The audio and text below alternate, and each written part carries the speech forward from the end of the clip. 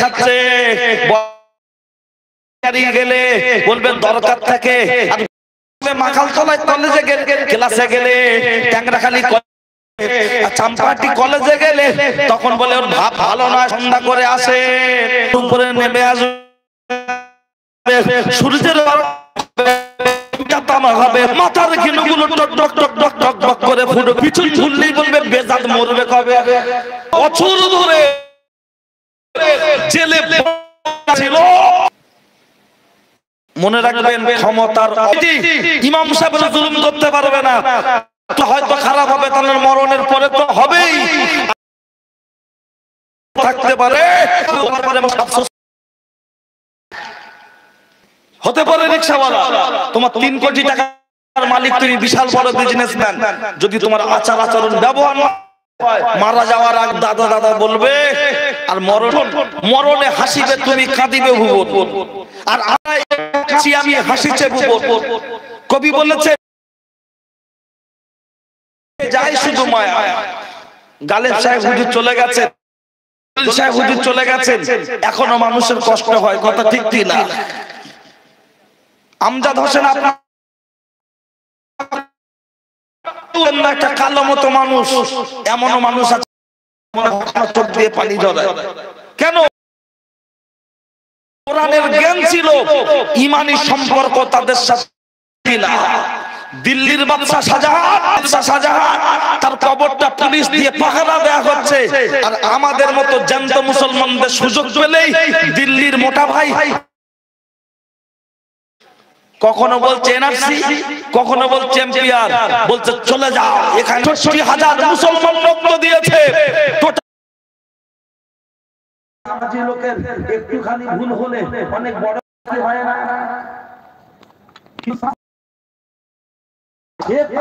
চাচা ৫ ওয়াক্ত নামাজ পড়ে, সে একটুখানি ভুল করে তাই তো পুরো জমি চাষের মতো পুরো ধসে দিচ্ছে। কেন দাঁড়িয়ে? আর আরো যদি ইমাম সাহেবের ভুল হয়, হুজুর যদি চলে যায়, হুজুর লাইভ চার বাড়ি দিতে যান, যদি হুজুর আসতে যায় বলে হুজুর লাইভ চার বাড়ি খেয়ে নড়তে পারো না, হুজুর যদি মাথা নিচু করে যায় বলে হুজুর মাথা একটু উঁচু করে তোমাদের ইমাম সাহেবের মুখটা দেখি, হুজুর যদি মুখ উঁচু করে যায় বলে মৌলী সাহেবের নেচার খারাপ, তাহলে হুজুর নিচু হলে উঁচু হলে জানতে চাই হুজুর বললেন তো মানুষ এসে তোরা যে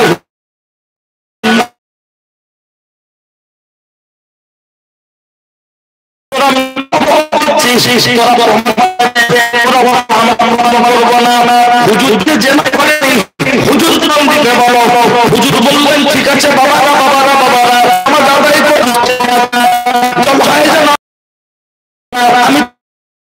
আমি জেনা করিনি, আমি জেনা করিনি, কেউ না জানে।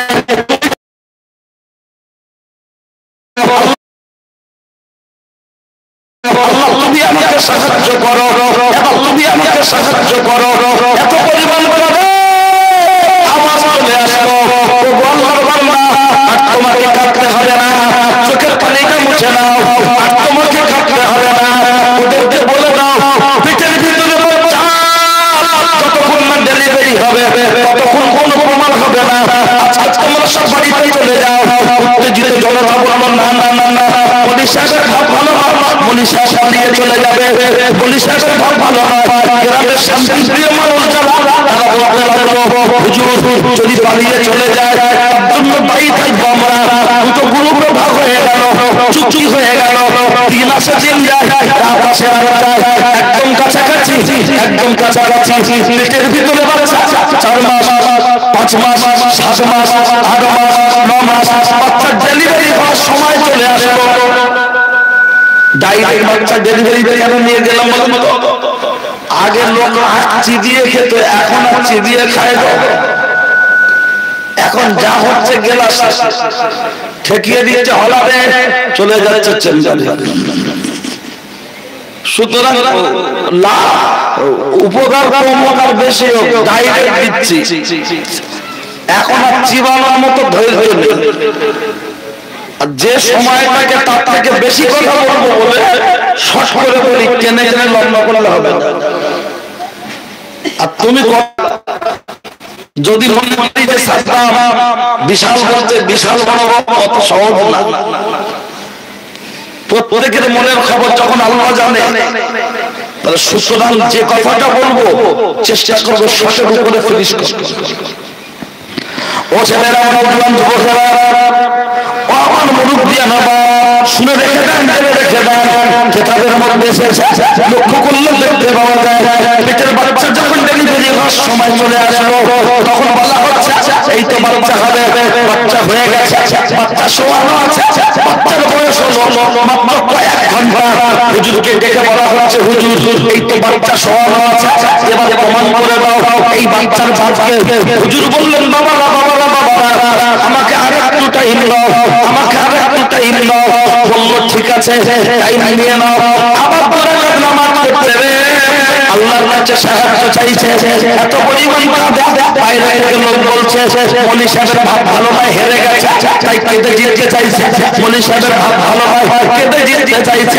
এত পরিমাণ আমার হয়ে আসছে, আমি তো অপরাধ করিনি, আমার ঘরে দোষ চলে এসেছে, তাই তোমার কাছে সাহায্য চাইছি, তুমি গাইবি মদত দাও। এত পরিমাণ আমার চলে আসলো, আল্লাহর বান্দা তোমাকে কাটতে হবে না, চোখের পানিটা মুছে নাও, চোখের পানিটা মুছে নাও। বাচ্চা যেখানে শোয়ানো আছে তার সামনে দাঁড়িয়ে যাও, হাতের সাহায্যটা মাঠটা নাড়বে আর মুখে মুখে কথা বলবে, ওই বাচ্চাই বলে দেবে ওই বাচ্চার বাবাকে একবার জোরে বলুন সুবহানাল্লাহ। লোক বলছে মনি সাহেবের কার কেটে গেছে, ওই কুকু বাচ্চা এই সবে মাত্র হয়েছে, কয়েক ঘন্টা বয়স, সে বাচ্চা কি আবার কথা বলতে পারে? এই পৃথিবীতে তিনটি ছোট বাচ্চা কথা বলেছিল, তিনটি ছোট বাচ্চা। মাথায় রাখেন, ওয়াজ জীবনে অনেক শুনেছে, কিন্তু বক্তারা বুঝিয়ে না বলার জন্য মনে নেই। আজ 20 বছর ওয়াজ শুনছেন, 30 বছর ওয়াজ শুনছেন, এমন মানুষ আছে সব থেকে জলসা শুনতে যায়, কিন্তু পায়খানা করে কতটা পানি নিলে একটা মানুষ পাক হতে পারবে এখনো কোনো বড় কাছ থেকে শোনে। আর এইসব কথাগুলো বললে গল্প করবে, তাহলে কি করতে হবে? বলছে একটু সুদ ঝেড়ে দেবে, তার কাপসা কাটা হবে। কিন্তু মেজো হুজুর পীরকেবলা বলতেন জলসার মজলিস গুলো বয়স্কদের জন্য মাদ্রাসা, তাহলে জলসার মজলিসটা বয়স্কদের জন্য যখন মাদ্রাসা, 2 ঘন্টায় 2টো 4টে 5টা মশলা আলোচনা করার প্রয়োজন আছে না ভাই? কিন্তু সেসব হয় না। এই যে মেয়েরা এখন এত সুন্দর করে বসে ওয়াজ শুনছে, দেখলে মনে হবে সব রাবেয়া বসে। আর কিছু মহিলা আছে আবার রাস্তার ধারে কালকে যখন দাঁড়াবে, দেখলে মনে হবে দেবশ্রী দেবশ্রী ভাব নায়ক বাবা। এই যে কপালে টিপ হচ্ছে, জীবনের মতো টিপ করেছিল দেব কোয়েল পায়ের পৃথিবীটা। আমাদের সাবিনার মার পছন্দ কোনটা? তৃতীয় পাড়া মুসলমানদের জন্য হারাম, এটা বিশ্বাসের সিনজাম, প্রতিদানের সিনজাম, যারা রেখে ব্যবসা করে তাদের সিনজাম। আর আজকে সাদ্দামের বউ করেছে, আমার দোকানদার বলছে তোর ভাবি লাল টিপ করে হেভি লেগেছে না, কারণ ওর বউ করেছে 4 বার দেখে দেখাচ্ছে, দেখ লজ্জা নেই। আর পরিয়েছে এমন একটা শাড়ি, দেখলে মনে হচ্ছে মশারি। ছোট ভাই তখন বলছে ভাবির কি কিন দিচ্ছে, শাড়ি না মশারি, দেখা যাচ্ছে না। বলছে শুধু আমি একা দেখবো, পাড়ার লোকের হল নাই। কেন কি কুরবানির গরু না ছাগল যে পাড়ার লোকের হক আদায় করছে? লজ্জা লাগে না? আমি দিচ্ছি অতিক্রমিটা রাস্তার দিকে শেষ ফিনিশিং দেবো মহিলা, ঠিক আছে? অন্তত হাতটা খেয়ে এসে বসুক, ঠিক আছে? তারপরে আমি ইচ্ছা মেশিন ঘুরিয়ে দিয়েছি, ঠিক আছে? কি অসুবিধা হচ্ছে নাকি? ঠিক আছে তো? হ্যাঁ, কারণ এ জাত সহজে সোজা হবে, কথা কথা বলে মেরে ধরে। আর যত বলে মেরে দেখো মাল বেশি খায় না কম খায়? বেশি খাচ্ছে, খেয়ে শুয়ে পড়ছে, গা হাত দাও। ওর কাছে হুমকি দিলে কিছু বলবে না, কিন্তু মদ বলে যখন দেখে থাকে মেয়ের ফুটকে দেবে, পরে জেল জেলি কোনো যাওয়া দেখা খালি বলে গা হাত। আর মার খেয়ে খেয়ে যখন শেষ তখন বলছে তোমার হাতে বাস পড়বে, আল্লাহ বিচার করবে। তাই এই কথাটা প্রথম চামচে বলে বিরাট মার বেশি খেত, খালি বলছে গা হাত। আমি দিচ্ছি, ওরা যখন এসে বসে বসে দিচ্ছি। দু নম্বর এই যে মেয়েরা ভুরু চাচ্ছে, ভুরু এই বুঝে ভুরু চাচ্ছে ঘুরছে। আচ্ছা আল্লাহ সৃষ্টি, এই আল্লাহ সৃষ্টির মধ্যে কোনো ভুল থাকতে পারে? আমি কলকাতা কলেজে পড়েছি, তো আমার চেহারা একটু, আমি তো নাইজেরিয়ানের মানুষ, বুঝলেন? তা কলেজে একটা মেয়ে আমার একদিন বলছে, ভাই তা তুমি ভুরুটা একটু মাঝখানে সেট করতে পারো না, পুরো রাস্তার বাম্পারের মতো জোড়া। আমি তখন বুঝি না ভুরু বেলা বেলা। তা পাশ থেকে একজন বলছে, বলে ভুরু বেলা বেলা, ভুরু বেলা। তা আমার ড্রাইভার ছিল তখন একটা ছেলে, ওর বাড়ি হারোয়ায়, বাগুইয়াটি কেশপুরে থাকে। তো ও আমার তখন বার করে দেখি বলছে, এইটার বলে ভুরু বেলা, মানে সরু করে। আমি তো দেখছি পুলসিরাতের পোলের থেকেও সরু। আচ্ছা আল্লাহ সৃষ্টি এই চোখ, এই নাক, এই গাল এরকম না হয়ে এই গালটা যদি চামচাটি রেলগেটের পাশে দিত, আর নাকটা যদি চন্দনেশ্বর বাজারে দিত হাঁটুতে, আর চোখটা যদি বোধরাই দিত পায়ে পায়ে। এখন আপনাকে ডিম সেদ্ধ দিচ্ছি, ওদের বিষ দিচ্ছি, কি বিন বিন দিচ্ছি, বুঝবেন কি করে? এখানে আছে চন্দনেশ্বর বাজারের চোখ, এই না চাম্পাটি রেলগেটে আছে গাল। যদি বলি দেখতে গেল, সব আমি বুঝি না, শুধু মাল দিয়ে দাও, মানে পিছিয়ে দেবে। এখানে আছে না, যদি বলি দেখতো, ঠান্ডা গরমে হয়ে গেলে আমার সর্দি হয়ে নাক লকডাউন দেখেছে। পায়ের তলা আছে চোখ, ওর যদি বলি তুই একটু দেখতো লালটু, বলে বুট পায়ে আমার সাথে মজা করছো, আমার তো মাস্ক পরানো আছে। আর আল্লাহ এই চোখ, এই গাল, এই দিয়ে দিচ্ছি, চোখ বলছে দাগ আছে, নাক বলছে পচা নেই, দাগ লাগলেও কোনো গন্ধ নেই, গাল বলছে বুঝি না, যেই খাবারটা ভিতরে দিয়ে দিলাম, খাবারটা যদি ডিসপিউট না হয়, খাবার যদি না হয়, তাহলে মাল চলে যাবে একদম নেপাল বর্ডারে। আর খাবার যদি ডিসপিউট হয়, জিভ বলবে ঠেলে দিচ্ছি, ঠোঁট বলবে চেপে দাও, হাত বলছে ডালটা রেডি, মাল বার কর। আল্লাহ বললেন লাকাদ খালাকনাল ইনসানা ফি আহসানি তাকওয়িম, আমি মানুষকে অতি উত্তম এবং সুন্দর করে বানিয়েছি। একটু বলবেন সুবহানাল্লাহ। যুবমারা মিলে বলুন সুবহানাল্লাহ। এই যে আল্লাহ সৃষ্টি, এরা এই যে শুরু করছে, মেয়েরা দেখবেন হাঁস মুরগির পায়ের পাতলা চামড়া কাটে, হাঁস মুরগি চিহ্ন করার জন্য। এ বাড়ির হাঁস মুরগি ওই বাড়ির সাথে গুলিয়ে না যায়। যারা গরু ব্যবসা করে, গরুর কান কাটে, চামড়া খেতে চিহ্ন করে, চলবে না। অনেক মর্দা লোক আছে দেখবেন ট্যাটু করছে, অনেক মেয়ে লোক আছে মহিলা, তারা দেখবেন পায়ে সুতো মারছে। এতদিন মর্দা লোকরা মারতো, জানি যাদের শিরার প্রবলেম থাকে, তারা নাই সুতো মারে, এখন মেয়েরাও সুতো মারছে। ও মর্দা না মেয়ে, ও একটু চেক করে দেখার দরকার মেডিকেলে। আমার ও স্বামী খুব ভালো লাগলো, ঠিক আছে। এই দুটো বললাম। 3 নম্বর, এই উপস্থিত জনমণ্ডলী নেতাদের গাড়ির সামনে যে ভিআইপি একটা লাইট জ্বলে, সরে যাও, কি ব্যাপার? বলছে আমার গা এলে বেলে যাচ্ছে, সরে যাও। এই যে বাতির প্রচলন, শোনেন আমার দিকে তাকান, এই যে বাতির প্রচলন, এই পিপাটা এই আওয়াজের উৎস করে দেবে। বলবেন তা কি করে বলবো? আরে সূরা ইউসুফে আছে, এই যে কোন জায়গায় দুর্ঘটনা ঘটে গেলে কুকুর এনে শোকায় না, মাটি নিয়ে চলে যাচ্ছে, কুকুর এনে শুকিয়ে আসামি হচ্ছে। এই যে সিআইডি তদন্ত, সিবিআই তদন্ত, এর উৎস কোথা থেকে? বলবেন তা কি করে বলবো? বড়াপা শুধু ওয়াজ শুনলে হবে না, ওয়াজ শুনতে গেলে একটু ভাবতে হবে। কারণ এখন ওয়াজ হচ্ছে কেন? বাবা কি বলবো? কি দুঃখ আছে বল। লোক বলছে ফটকে দিয়েছে, ঠিক আছে আবার দাও কিন্তু তাতে না পাচ্ছে কিছু। চন্দনেশ্বর বাজারে যাবেন, বোর্ড দেওয়া আছে মিলন বাজার ওয়াজ করতে গেলে তার থেকে শিক্ষা নিয়ে বিষয়টা তীর করে বার করে দেওয়া দরকার। কিন্তু শুধু ওয়াজ হচ্ছে পেলে মনে রাখুন, এই যে আমি আপনার মাঝে যে দুটো তিনটে কথা বললাম, শুধু একটা এক্সাম্পল দিয়ে আমি কথার দিকেই যাব। এই যে সিআইডি তদন্ত, সিবিআই তদন্ত, গাড়ির সামনে আওয়াজ, বলবেন কে করেছে?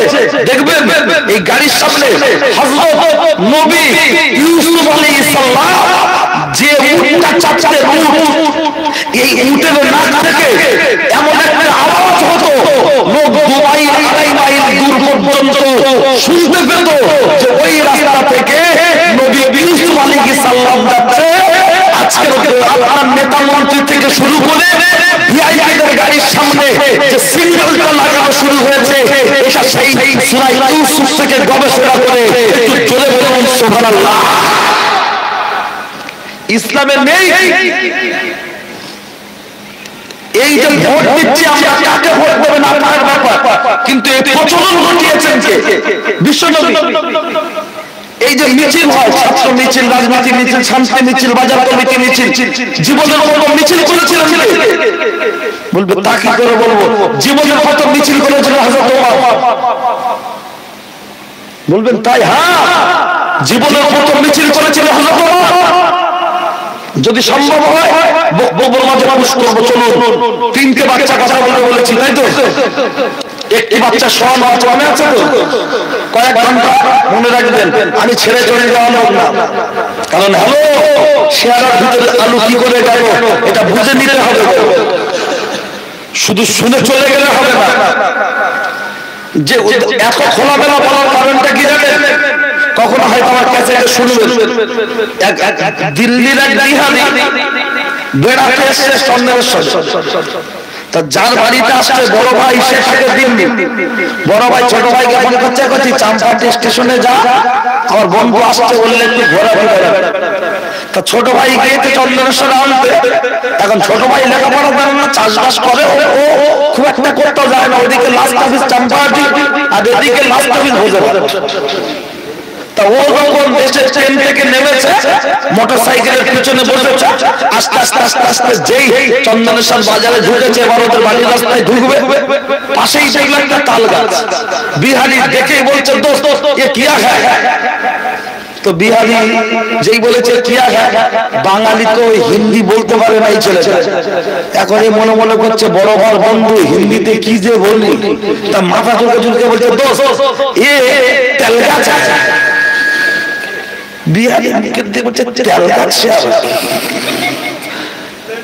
আরেকটু আগে গিয়ে দেখলো আবার একটা নারকেল গাছ। তো বিহারি বলছে থোড়া রুকো রুকো রুকো।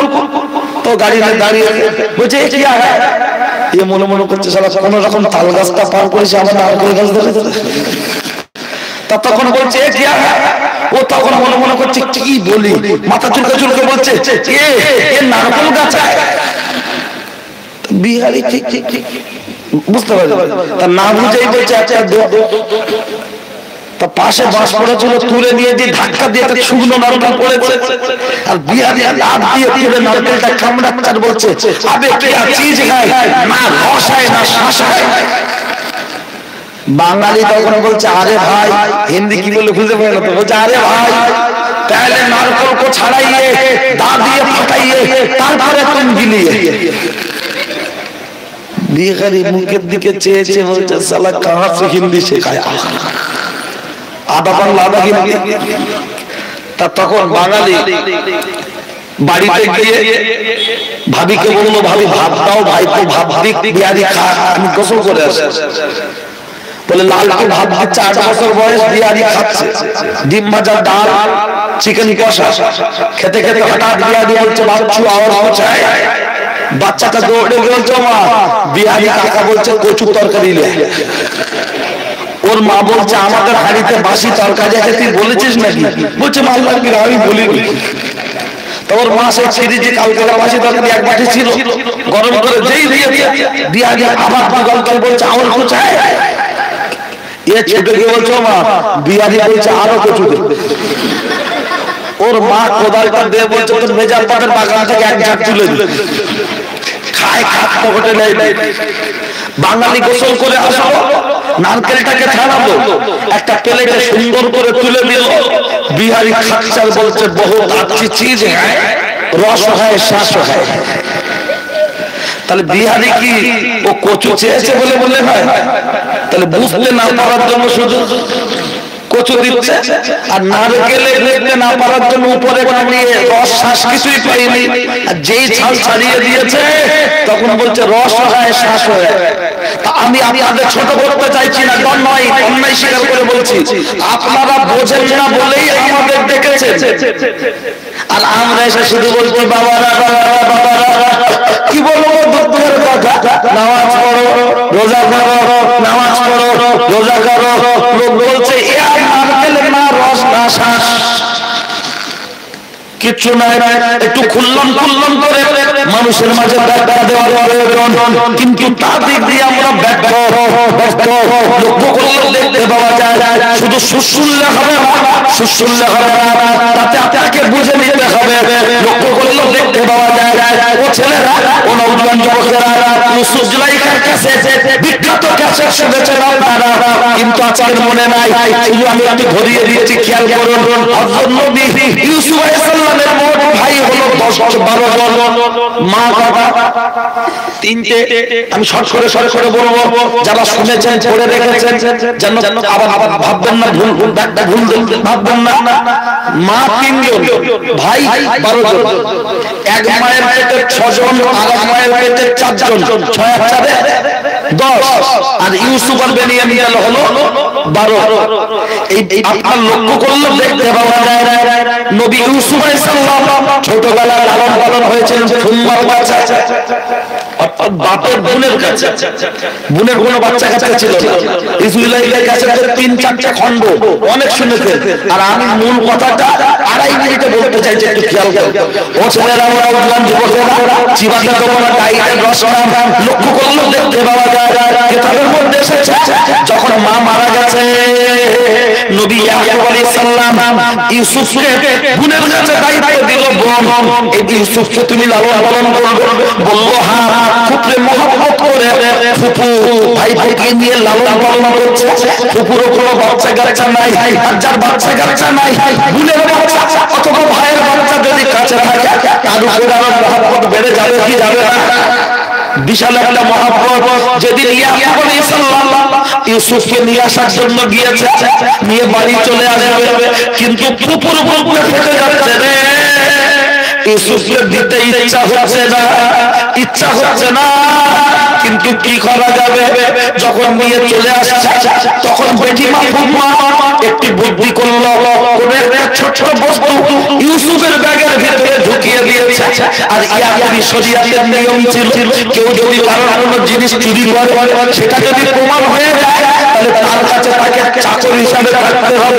আর যে ইয়াকুব আলাইহিস সালাম ইউসুফ নবীকে নিয়ে চলে আসছে তখন বোন চিৎকার করছে, দাঁড়াও দাঁড়াও, আমার একটা জিনিস চুরি হয়ে গেছে, দাঁড়াও দাঁড়াও দাঁড়াও দাঁড়াও বলতে ইউসুফ নবীর ব্যাগ চেক করে ব্যাগের ভিতর থেকে পাওয়া গেল একটা হাসুলি মানে মাদুলির মতো যে তৈরি হয় না, চারকোনা মাদুলির মতো একটা চারকোনা হয় না, ওই রকম কিছু একটা। তখন বোন বার করে বলল, ও ভাই আমার ইয়াকুব, এই দেখো ইউসুফ চুরি করেছে, আমি ইউসুফকে দেবো না, ইউসুফ আমার কাছে থাক। ফুপু বাচ্চাকে খুব খুশি, লালন পালন চলতে কম বেশি 9 বছরের কাছাকাছি বয়স। ইয়াকুব আলাইহিস সালাম আবার ইউসুফকে নিয়ে চলে এলো। মাহারা সন্তান সবসময় চোখে রাখে, ইউসুফ নবীকে খুব মহব্বত করে। ইয়াকুব নবী যা করে ইউসুফকে সামনে রেখে দেয়। 10টা ছেলের নজর লেগে গেল, ইউসুফকে এত ভালোবাসে, আমার আব্বা আমাদের ভালোবাসে না, ওকে মার্ডার করতে হবে, ওকে সরিয়ে দিতে হবে। এর ভিতরে শাসন দেখা অনেক কিছু আছে। তার শাসনকে বলে 10 ভাই মিলে আব্বার কাছে বলতে লেগেছে, ইউসুফকে আমাদের সাথে দাও, আমরা জঙ্গলে খেলা করতে যাব, বেড়াতে যাব। ইউসুফ নবীর কথাতেই বলেছে। ইয়াকুব নবী বললেন না না, আমি দেব না, দেব না।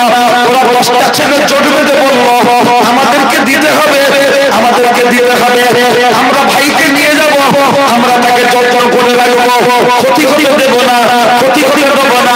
হযরত নবী ইয়াকুব আলাইহিস সালাম 10টা ছেলের কাছে ছেড়ে উঠলেন না, ওরা নিয়ে চলে যাচ্ছে। যখন চোখের আড়াল হয়েছে রে, ইউসুফ নবীকে মাস শুরু করেছে। কেউ বলছে মেরে ফেল, কেউ বলছে জবাই করে দে, কেউ বলছে কেউ তোমায় ফেলে দে, একে বাঁচতে দিলে হবে না। তখন ইউসুফ নবী বলেছিলেন, আমার ভাইরা তোমরা আমার জুলুম করছো, অত্যাচার করছো, আমি কি অপরাধ করেছি তোমরা এমন করছো কেন? তোমরা যদি চাও আমি আর কখনো বাড়ি ফিরে যাব না, তোমরা আমাকে মেরে দিও না। আব্বার চোখের সামনে আমি দরকার হয় যাব না, যাব না, যাব না। একটি ফাঁকা জায়গায় নিয়ে, জায়গাটির নাম হলো কেনান প্রদেশ, তফসিরের কিতাবে এসেছে কেনান প্রদেশে নিয়ে ইউসুফ নবীর গায়ে জামাটা খুলে নিয়ে একদল ভাই বলছে ওর গলাটা কেটে দেয়া হোক, আর একদল ভাই বলছে না কুয়ার ভিতরে ফেলে দেয়া হোক। গায়ের জামাটা খুলে নিয়ে ইউসুফ নবীকে যেই ফেলে দিয়েছেন, আমার আল্লাহ বললেন ফেরেশতা এখনই চলে যাও, চলে যাও, আমার ইউসুফকে ফেলে দিয়েছে, তুমি তোমার কুদরতের দানার দ্বারাই ইউসুফ নবীকে সেভ করে নাও, আমার নবীর জন্য কিন্তু পরিমাণ ক্ষতি না হয়। একবার জোরে বলুন সুবহানাল্লাহ। কিতাবের মধ্যে এসেছে, কিতাবের মধ্যে এসেছে ইউসুফ নবীকে ফেলে দেওয়ার পরে ওরা ইউসুফ নবীর গায়ের জামাটা রক্ত মাখাবে। কিসের রক্ত? বকরির রক্ত। একটা বকরি জোগাড় করলো, ওই বকরিটা জোগাড় করে, ওই বকরিটা জোগাড় করে জবাই করলো, তার রক্ত জামাতে লাগিয়ে নিল, দিয়ে বলছে আমার কাছে গিয়ে দেখাবো, এই দেখো আপনার ইউসুফকে বাগে খেয়ে ফেলেছে, আমি ইউসুফকে পাবে না, পাবে না, পাবে না। আপনার কাছে গিয়ে যখন বলছে ও আমার আব্বা জান, এই দেখো ইউসুফের গায়ের জামা, এই দেখো ইউসুফকে বাগে খেয়ে ফেলেছে, আব্বা বলছে আমি বিশ্বাস করি না, বলছে এই দেখো তার জামা। তখন নবী ইয়াকুব আলাইহিস সালাম বললেন ওই জামাটা আমার কাছে দাও। জামাটা যেই দিয়েছে ইয়াকুব আলাইহিস সালাম জামাটাকে নিয়ে নাকের সামনে নিয়ে এমন করে শুকে শুকে শুকে শুকে বলছে জামাটা ইউসুফের গায়ে, ঠিক কথা রে, রক্তটা ইউসুফের গায়ে নয়, এবং ইউসুফ এখনো মরেনি, সে বেঁচে আছে। একবার জোরে বলুন সুবহানাল্লাহ। আর একটু জোরে হবে না? কি বলেছিলাম যে সিআইডি সিবিআই তদন্ত সূরা ইউসুফ থেকে শুরু হয়েছে, বোঝা গেল? বেরেম সাবরা কো তা না হলে সাবধানের কথা বুঝবেন না, কারণ একটু পেছিয়ে পেছিয়ে কথা বলি, যার জন্য অত সহজে মাথায় ঢুকবে না। লক্ষ্য করলে দেখতে পাওয়া যায় ও ছেলেরা, ও নওজোয়ান যুবকেরা ইয়াকুব আলাইহিস সালাম বললেন তোমরা মিথ্যা বলছো, ইউসুফ বেঁচে আছে। ও আল্লাহ, ইউসুফ যেখানে আমার মরণের আগে নবী ইউসুফের সাথে আমি বাপ হিসাবে একবার আমাকে সাক্ষাৎ করিয়ে দিও। আমার আল্লাহ সেই দোয়া কবুল করেছিলেন। একবার জোরে বলুন সুবহানাল্লাহ।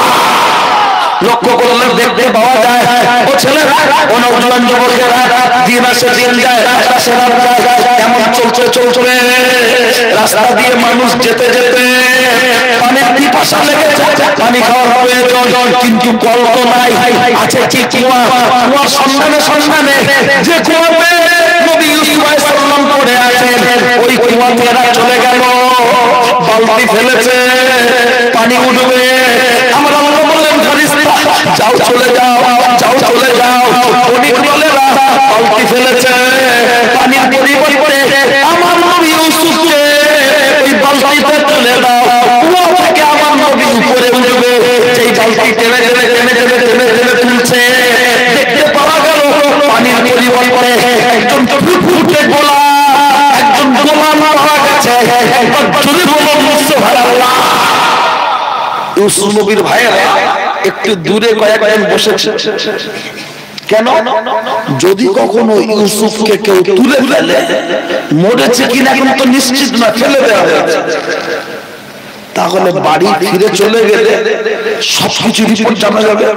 তাই এরা পাহারা দিচ্ছে, যেই তুলেছে এরা এসে বলছে কি করবে, বলছে আমরা মিশরের বাজারে বিক্রি করবো। এত সুন্দর গোলাম। এরা বলছে আমাদের এলাকা থেকে নিয়ে যাচ্ছ, আমাদের কিছু ভাগ দাও টাকা। ইউসুফ নবী চিনতে পেরেছেন ওরা আমার ভাই, এরাও চিনতে পেরেছে ইউসুফ, কিন্তু আমার নবী বললেন না। তার কারণ আমার নবী জেনেছেন ওদের থেকে আমি এই বণিক দল ব্যবসায়ীকে পানি তুলতে এসেছে, এদের কাছে আমার নিরাপত্তা বেশি। নিয়ে চলে গেল। বাজারে যখন নিয়ে যাওয়া হচ্ছে, মিশরের বাদশা আপনারা শুনেছেন নাম আজিজ, ওর আসল নাম হলো কিতফার। তার কোনো বাচ্চা কাচ্চা নাই। মিশরের বাজারে তুলে যখন চাঁদিদিককার খরিদ্দার এক জায়গায়, দাম উঠলো কত? কিতাবের মধ্যে এসেছে কম বেশি 2500-3000 টাকা। আমাদের এখানকার টাকা না, ওখানকার টাকা। এখন আরবে 1 টাকা সমান আমাদের এখানে 23-24 টাকা। বুঝতে পারছেন? তৎকালীন সময় 2500-3000 টাকা কম বেশি দাম হলো। বাদশা দাম দিয়ে দিল, আর কেউ দাম দেয় না। আর ওই বাদশা হলো অর্থমন্ত্রী। যেমন মমতা ব্যানার্জি একজন পশ্চিমবঙ্গের সরকার, কিন্তু ওনার আন্ডারে বিভিন্ন নেতা মন্ত্রী আছে না, ঠিক সেই রকম ওই আজিজ হলেন একজন অর্থমন্ত্রী। কোন বাচ্চা নেই। আমার নবীর বয়স তখন 10 বছর, 10.5 বছর। নিয়ে বাড়ির দিকে যাচ্ছে, বলছে ও বিবি, এই দেখো কি সুন্দর একটি গোলাম কিনে এনেছি। আমার নবীর দিকে তাকিয়ে জুলাইখা বললেন, ও আমার স্বামী গো, ওকে গোলাম বলো না, আমাদের তো কোনো বাচ্চা নাই, আমাদের কোনো বাচ্চা নাই।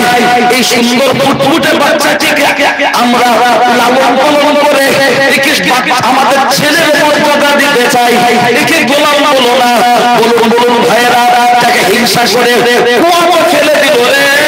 আর আমার পুত্র তো কথা বলো নাই, তাকে আমার বাদশার সিংহাসনে, বাদশার বাড়িতে রাজার খাটের উপরে তাকে লালন পালন করার দায়িত্ব। যদি বলুন সুবহানাল্লাহ। ইউসুফ নবীর যখন বয়স বাড়ছে, চেহারার পরিবর্তন ঘটবে কি ঘটবে না?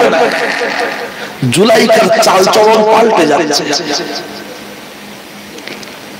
আমার নবীর দিকে তাকিয়ে থাকে অন্য মনস্কে। আমার নবীও বুঝতে পেরে এড়িয়ে যান। জুলাইখা যে পথে হাঁটতে চান, আমার নবী তার উল্টো পথে যান। একদিন আমার নবীকে বলে ফেললেন, ইউসুফ আমি কিন্তু তোমাকে ভালোবাসি। আমার নবী বললেন, আইলাম ভাই আল্লাহ, আমি আমার আল্লাহকে ভালোবাসি। জুলাইখা বলল, তুমি আমাকে ভালোবাসো না? বলছে, আমি আপনাকে মায়ের মতো ভালোবাসি। তখন জুলাইখা রেগে দিয়ে বলল, না না না না, আমি তোমাকে নিয়ে আমার মনের আশা আকাঙ্ক্ষা কামনা বাসনা পূরণ করতে চাই। আমার নবী বললেন, না না, এটা হতে পারে না, এটা হতে পারে না। জুলাইখা তখন রেগে গিয়ে বলল, তুই আমার ছেলে নয়, ছেলে নয়, আমার স্বামী টাকাই কিনে আনা, তুই হলি গোলামের গোলাম, তোকে যা বলবো তাই শিখতে হবে। আমার নবী দেখলেন কথাটাও ঠিক, আমি তো ছেলে নয়, টাকার বিনিময়ে কিনে আনা আমি গোলাম, কিন্তু এই অন্যায়ের সাথে লিপ্ত হব কিভাবে? জুলাইখার একজন দাসী ছিল, দাসীটির নাম কালিমামা। কালিমামাকে জুলাইখা ডেকে বলছে, কালিমামা, আমি তো ইউসুফকে প্রচন্ড ভালোবাসি, ইউসুফ ছাড়া আমি বাঁচবো না। তুমি ছলে বলে কৌশলে গভীর রজনীতে ইউসুফকে যদি আমার ঘরে এনে দিতে পারো, তোমাকে আমি অনেক পুরস্কার দেব। তার জুলাইখার কথা শুনে কালিমামা বলল, ঠিক আছে, আমি চেষ্টা করছি। একদিন রাতের বেলা ইউসুফ নবী তার নির্দিষ্ট জায়গাতে তিনি আছেন। কালিমামা গিয়ে বলছে, ইউসুফ, জুলাইখা তোমাকে ডেকেছে। আমার নবী বললেন, এই ভাই তোমরা তো খুব ডিস্টার্ব করছো,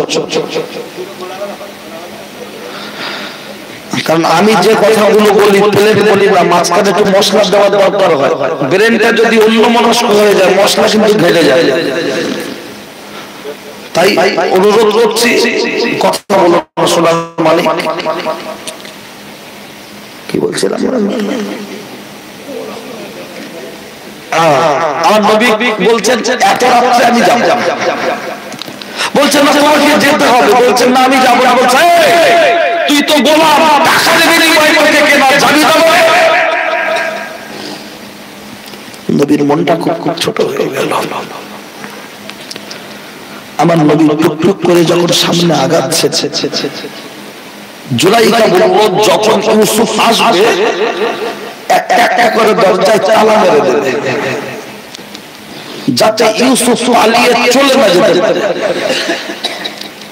জুলাইখার বাড়িতে ঢুকতে গেলে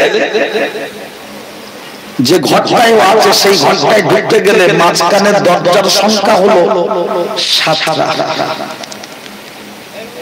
6 নম্বর শেষ করে 7 নম্বরে গেলে তারপরে আপনার ভিতরে ঢুকবে। যখন আমার নবী ঘরের ভিতরে গিয়ে ঢুকে পড়লেন, চোখের সামনে 2টা জিনিস দেখলেন, 3টা জিনিস দেখলেন। একটি হলো ঘরের একটা সাইডের কোণা হযরত নবী ইয়াকুব আলাইহিস সালামের পথের ছবি, হাতে গালের সাদা আঙুলটা দিয়ে গালে কামড়ে ধরে আছে। আর আরেকটা দেখলো জুলাইখার দেব দেবতা যাকে উপাসনা আরাধনা করে তার চোখে কালে কাপড় দিয়ে এমন করে বাঁধা। আসেন ভাই আরেকটা চেয়ার উপরে তুল দেন।